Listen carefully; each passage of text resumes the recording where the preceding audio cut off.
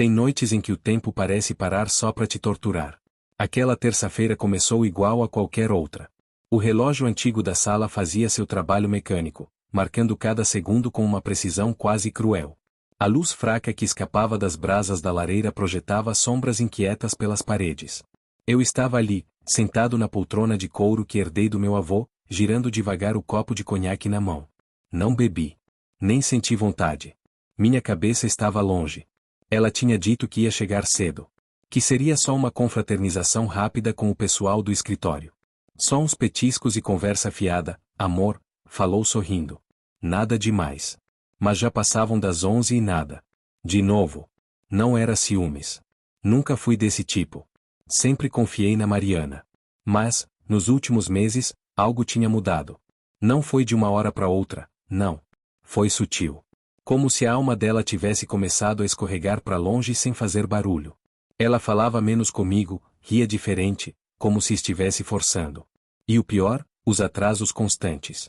No começo, eu me convencia de que era o trabalho, projetos apertados, reuniões estendidas, até que as desculpas começaram a parecer recicladas. Vazias. Naquela noite, algo estava diferente. Eu sentia na pele.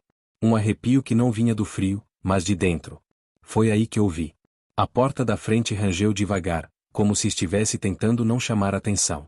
Me virei na poltrona, o coração acelerando sem motivo aparente.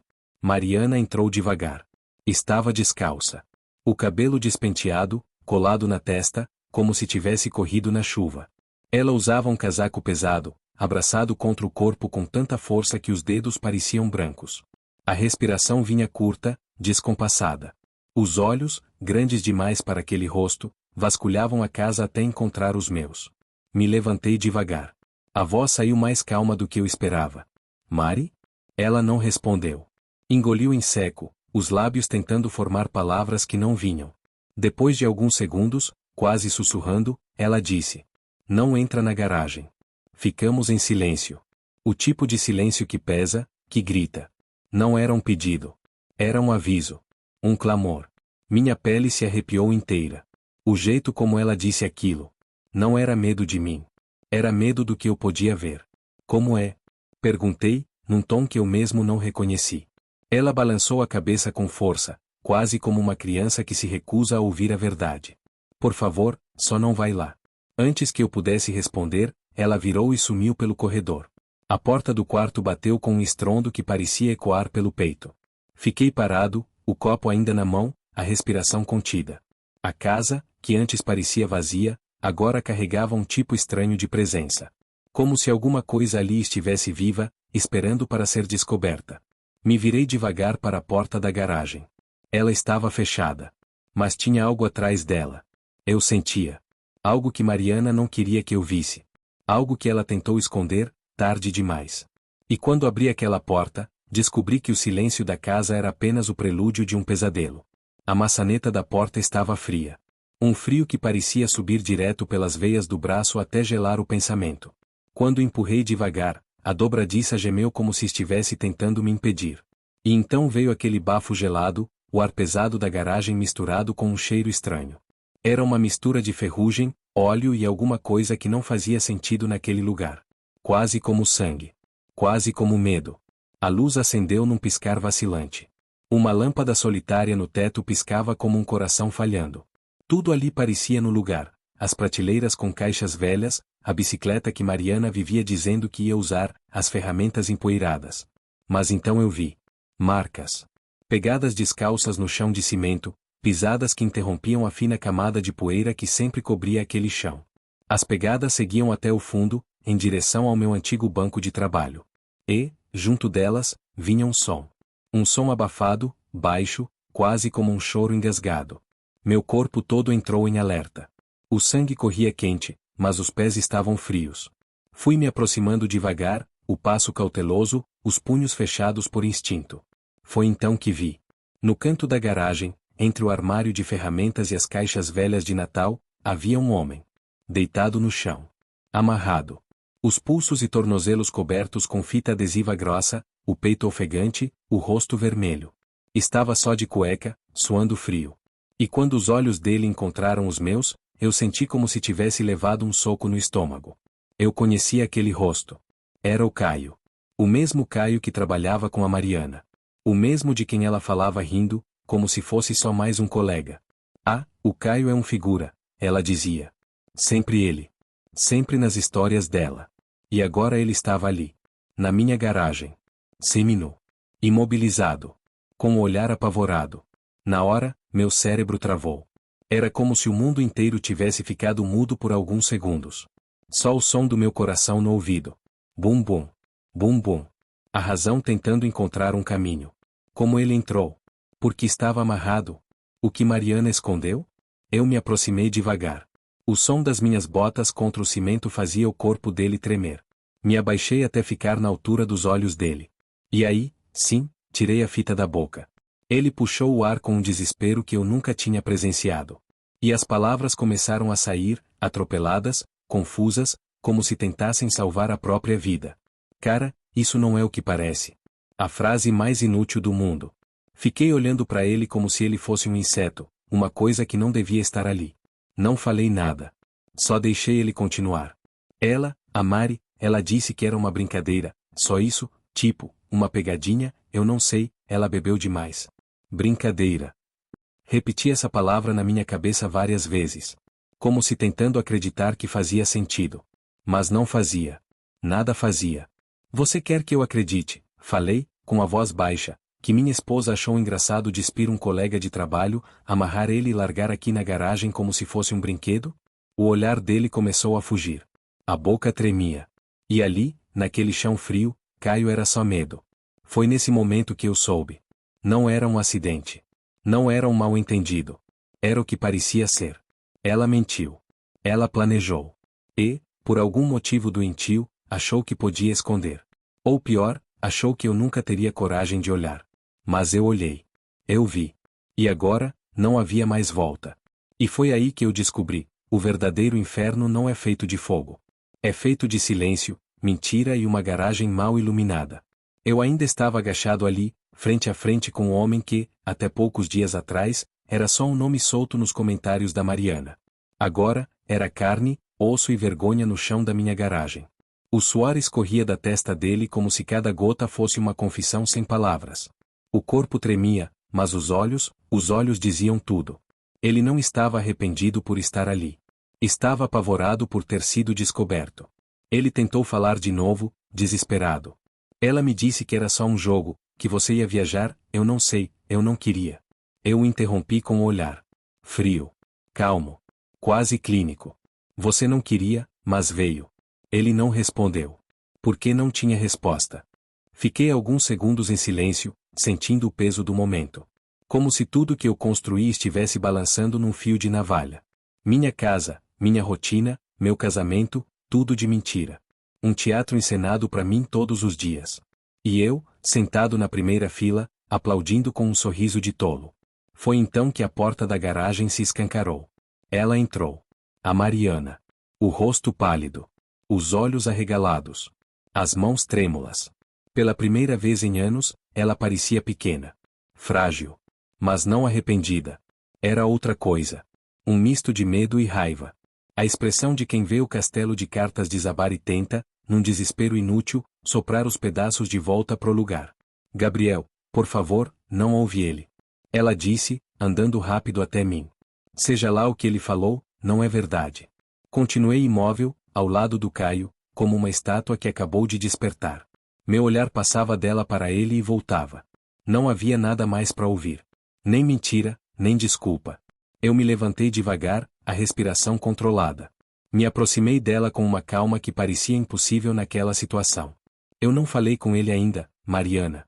Ela travou. Eu não precisei, completei. Aquela frase bateu nela como uma porta fechada. O corpo dela perdeu a postura, e por um segundo, ela pareceu prestes a desabar. Eu posso explicar, ela sussurrou. Balancei a cabeça. Não pode. E mesmo que pudesse, eu não quero ouvir. Ela tentou pegar o celular da minha mão, mas eu já esperava por isso.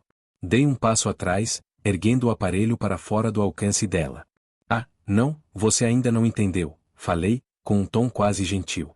Eu não sou mais o cara que ficava te esperando na sala fingindo que acreditava nas tuas histórias.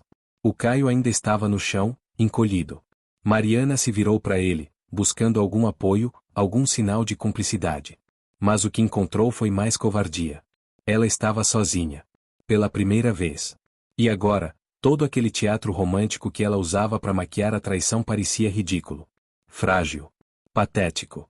Peguei o celular dela do bolso do casaco com um movimento rápido. Ela tentou protestar, mas não disse nada. Não podia dizer nada. E ali, de frente para ela, com os dois aparelhos nas mãos, eu comecei a procurar. Fotos. Mensagens. Vídeos. E o que encontrei, bom, não era só sobre o Caio. Tinha mais. Muito mais. Outros nomes. Outros encontros. Mensagens que misturavam desejo com desprezo. Gargalhadas sobre mim, sobre como era fácil me manter no escuro. Cada palavra era uma lâmina. Mas eu não sangrava mais. Só sentia um tipo diferente de dor. A dor de perceber que a pessoa que dormia ao seu lado por anos talvez nunca tenha existido de verdade. Mariana tentou falar, mas eu não deixei. Levantei a tela do celular e mostrei uma das mensagens mais cruéis que encontrei. Isso aqui, isso é você de verdade? Ela chorou. Pela primeira vez, chorou de verdade. Mas eu não senti pena. Porque as lágrimas dela agora, não mudavam mais nada. Naquele momento, percebi que a traição mais profunda não era o toque de outro corpo, mas a crueldade de quem sorri enquanto mente para você todos os dias. O celular tremia nas minhas mãos. Não por nervosismo, mas por uma raiva contida que não encontrava mais saída. Eu lia e relia aquelas mensagens como se tentando cavar alguma explicação, um motivo que salvasse pelo menos um pedaço da nossa história. Mas não havia. E Mariana, ali parada, vendo tudo aquilo escapar dos dedos, parecia entender, finalmente, o tamanho do abismo que ela mesma cavou. O Caio continuava no chão, amarrado, com o olhar perdido. Já não suplicava. Já não pedia nada. Parecia entender que qualquer palavra seria só mais um insulto. Foi então que tomei uma decisão. Não gritada. Não vingativa. Fria. Precisa. Tirei meu celular do bolso, abri a câmera, e sem dizer uma palavra, comecei a gravar. O clique do início da filmagem ecoou como um tiro no silêncio da garagem. O que você tá fazendo? Mariana perguntou com a voz falhando. Mostrando a verdade, respondi, com a calma de quem já não precisava se explicar. Apontei a lente para ele. Caio tentou se esconder com o pouco de dignidade que restava, mas não havia onde se esconder.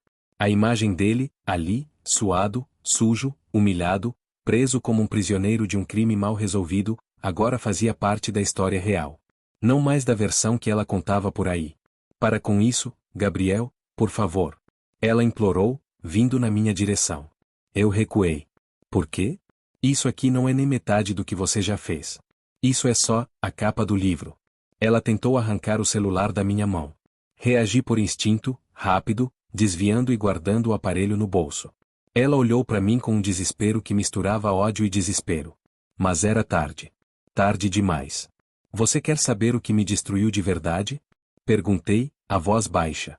Não foi o fato de você trair. Foi o quanto você se divertiu escondendo isso.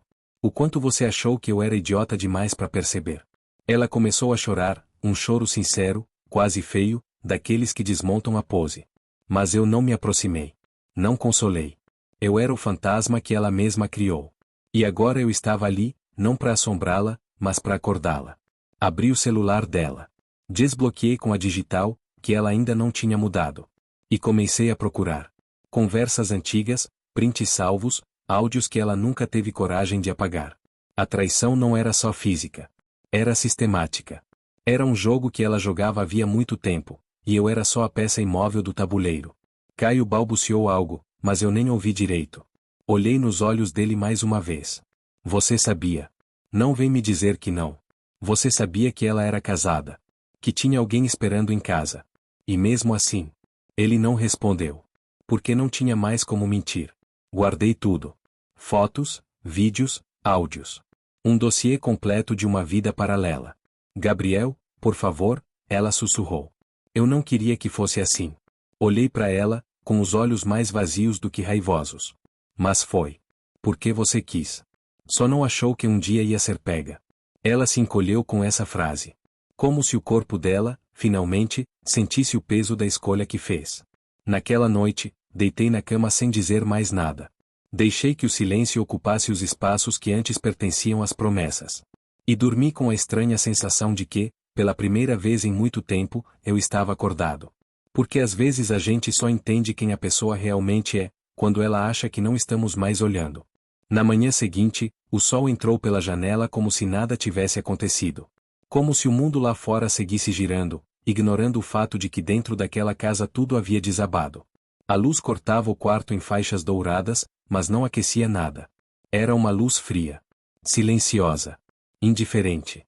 Eu estava sentado à beira da cama, ainda de pijama, com o celular nas mãos. A noite não tinha me dado sono. Tinha me dado clareza. Aquele tipo de lucidez que não grita, mas queima devagar, como ferro em brasa encostando na consciência. A Mariana ainda estava no quarto ao lado. Eu ouvia os passos dela, medidos, quase infantis. Ela andava como quem teme tropeçar no próprio passado. Eu deixei. Deixei que ela sentisse o peso do silêncio. Deixei que cada segundo fosse um espelho do que ela fez comigo durante meses. A verdade estava toda ali. Salva, organizada, arquivada. Era só apertar um botão. E eu apertei. Com um único toque, disparei as mensagens. Algumas para contatos dela. Outras para pessoas que sempre se disseram amigas do casal. Mas o mais importante, foi o envio direto ao chefe dela. Sem gritos. Sem vingança explícita. Apenas uma frase simples: acredito que isso diz respeito ao código de conduta da empresa. Junto, anexei o que precisava ser visto. Prints das conversas com Caio, onde Mariana falava dele como se fosse um brinquedo para os dias de tédio. Risadas sobre como era fácil mentir para mim. Comentários cínicos sobre o trabalho, sobre os colegas, sobre tudo que ela fingia respeitar. Não enviei nudez. Nem pornografia.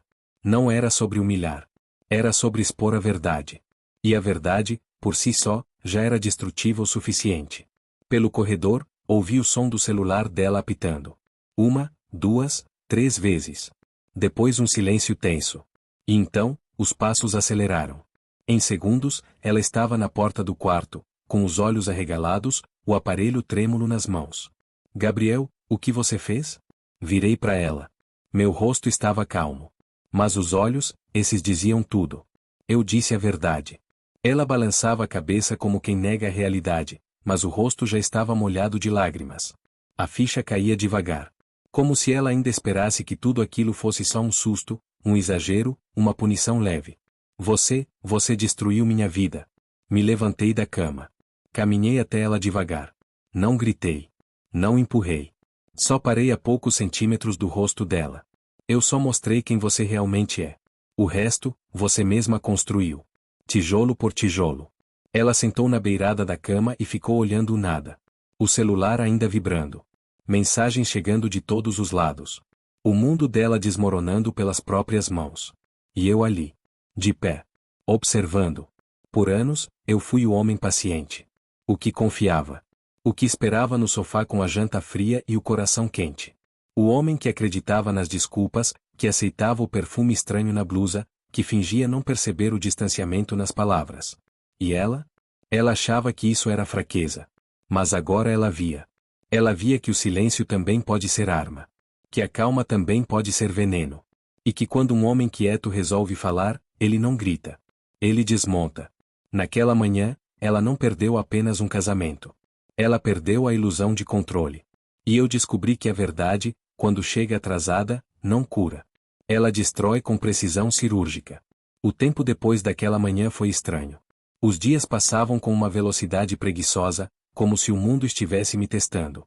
E eu segui, num tipo de transe silencioso, vivendo entre caixas, papéis de divórcio, telefonemas curtos com advogados e uma avalanche de mensagens que eu ignorava com gosto. A Mariana tentou, no começo, alguma reconstrução.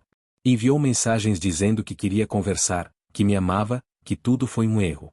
Mas o que ela nunca entendeu é que nem todo erro pode ser consertado. Alguns, quando acontecem, racham o chão. Outros, enterram a casa inteira. Os colegas dela, antes tão sorridentes nas festas de fim de ano que a gente organizava juntos, agora mal sabiam como olhá-la nos olhos. O Caio desapareceu do mapa. Não sei se pediu demissão, se foi mandado embora, ou se só fugiu da vergonha. Não importava. O importante era que a máscara caiu. E ninguém teve coragem de recolocar. Quanto a mim, eu não virei um homem amargo. Ao contrário do que muitos pensariam, eu não deixei de acreditar no amor. Mas aprendi a acreditar em mim antes de qualquer coisa. E a desconfiar de sorrisos que não chegam aos olhos. Comecei a caminhar pelas manhãs. Sem destino. Só para sentir o corpo responder. Troquei os móveis da casa, pintei as paredes. Cada mudança era um lembrete de que aquele era um novo lugar, um lugar onde ninguém fingia ser quem não era. Demorei para contar para os meus pais. Não queria ver nos olhos deles a mesma decepção que ardia nos meus.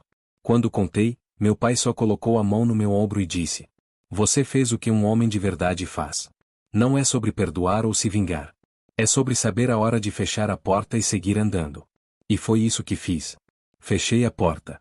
A Mariana saiu do nosso apartamento 2 semanas depois daquele escândalo. Não disse para onde ia. Eu também não perguntei. Ela deixou para trás algumas roupas, um perfume antigo e um bilhete escrito à mão, dobrado em 4, deixado sobre a escrivaninha do quarto. "Se um dia você conseguir me perdoar, espero que encontre alguém melhor do que eu fui." Lembro de ter olhado aquele papel por um tempo. Não chorei. Não rasguei. Só guardei numa gaveta e nunca mais abri. Perdoar? Talvez. Um dia. Mas esquecer é um verbo que só funciona para quem nunca precisou encarar o fundo do poço. Hoje, quando conto essa história, não conto com raiva. Conto como quem volta num lugar que já doeu, mas já não sangra.